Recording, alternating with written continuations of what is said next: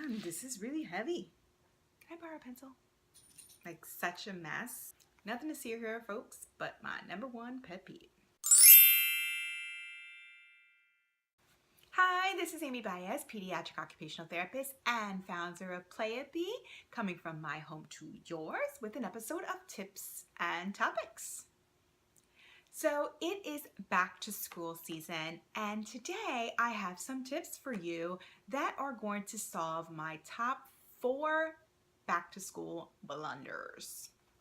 So #1 is actually my #1 pet peeve.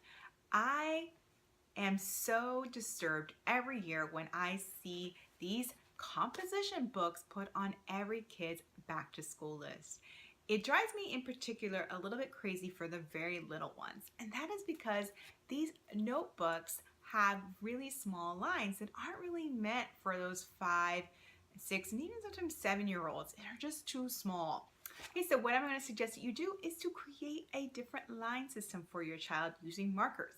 So if you give them 3 lines with that middle line dot, it's going to help them a lot, especially as they're little. But you are also just basically giving them a wider space to work in, and that is going to make it a lot easier for them. Okay, so #2 are heavy backpacks.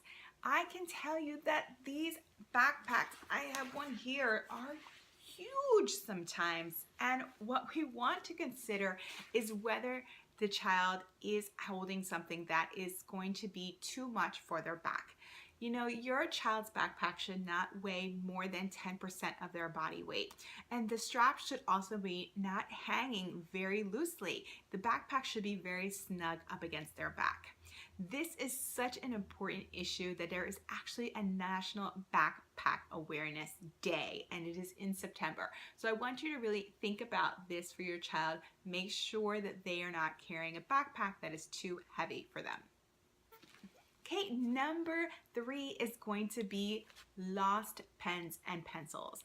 I cannot tell you how many kids use this as their excuse for not getting their work done. They can't find any pencil or pen anywhere. So what I would suggest is that you take the time to maybe give them some special pens or decorate them.